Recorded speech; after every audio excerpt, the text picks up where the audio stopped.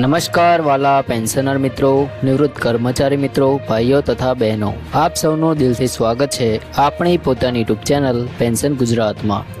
તો મિત્રો, આજનો વિડીયો બહુ જ મહત્વનો છે અને ખાસ કરીને દરેક પેન્શનર અને સરકારી કર્મચારીઓ માટે એક મોટી ખુશ ખબર લઈને આવ્યો છે। તો મિત્રો, વિનંતી છે કે આ વિડીયો તમે અંત સુધી જરૂરથી જોતા રહેજો, કારણ કે આજે જે માહિતી હું આપવાનો છું તે તમારા ભવિષ્યના પેન્શન અને આવક સાથે સીધી રીતે જોડાયેલી છે। તો મિત્રો, આજે તારીખ 11 એપ્રિલ 2026ના રોજ એક ખૂબ જ મહત્વપૂર્ણ અપડેટ સામે આવ્યું છે, જેમાં કેન્દ્ર સરકારના ધોરણે 8મા પગાર પંચને લઈને મહત્વપૂર્ણ કાર્યવાહી આગળ ધરવામાં આવી છે અને તેના સીધા લાભ ગુજરાત રાજ્યના પેન્શનરો અને નિવૃત્ત કર્મચારીઓને પણ મળવાના છે।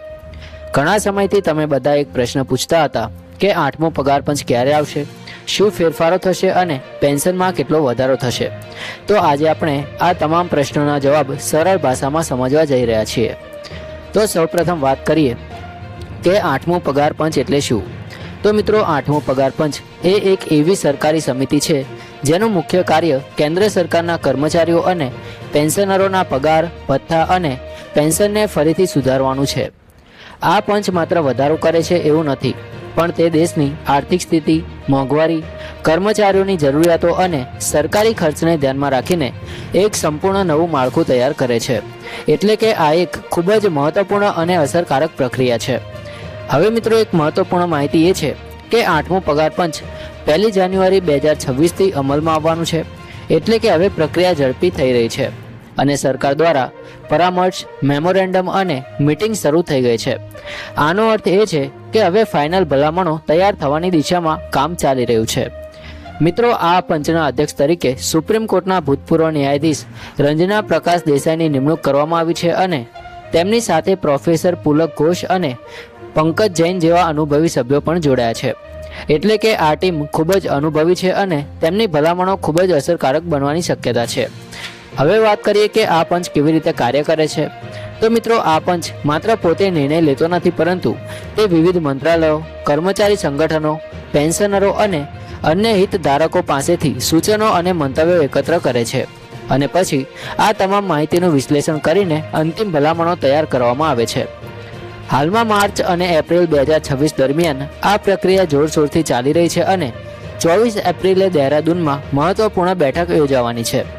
હવે સૌથી મહત્વનો પ્રશ્ન એ છે ફિટમેન્ટ ફેક્ટર વિશે। તો ઘણા લોકો પૂછે છે કે આ શબ્દ નવો હોઈ શકે, પરંતુ સરળ ભાષામાં કહીએ તો ફિટમેન્ટ ફેક્ટર એ એક ગુણાકાર છે જેના આધારે તમારો જૂનો પગાર નવો પગારમાં પરિવર્તિત થાય છે। જો ફિટમેન્ટ ફેક્ટર વધારે હોય તો પગારમાં અને પેન્શનમાં મોટો વધારો થાય છે।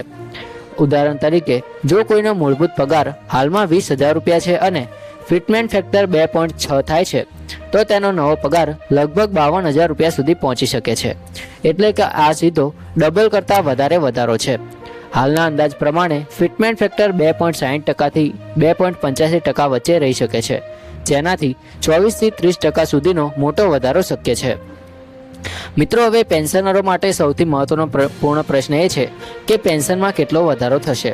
તો સરળ રીતે કહીએ તો પેન્શન હંમેશા નવા મૂળભૂત પગાર સાથે જોડાયેલી હોય છે। એટલે કે જો પગારમાં વધારો થાય તો પેન્શનમાં પણ તે પ્રમાણે વધે છે। હાલમાં લઘુત્તમ પેન્શન લગભગ 9,000 રૂપિયા છે, જે વધીને 22,500થી 25,200 સુધી પહોંચી શકે છે। એટલે કે આ એક મોટી રાહત અને ખુશ ખબર છે, ખાસ કરીને સિનિયર સિટીઝન્સ માટે। મિત્રો, હાલમાં 10 એપ્રિલ 2026 સુધીના અપડેટ મુજબ સરકાર દ્વારા સલાહકારોની નિમણૂક માટે અરજીઓ મંગાવવામાં આવી છે, જે દર્શાવે છે કે પ્રક્રિયા ઝડપી બની રહી છે તેમજ દહેરાદૂનમાં મહત્વપૂર્ણ બેઠક યોજવાની મહત્વપૂર્ણ ચર્ચાઓ થઈ રહી છે। આનો સીધો અર્થ થાય છે કે હવે 8મો પગાર પંચ માત્ર જાહેરાત સુધી સીમિત નથી, પરંતુ વાસ્તવમાં અમલ તરફ આગળ વધી રહ્યું છે અને આ જ કારણ છે આજનો દિવસ પેન્શનરો માટે ખાસ છે।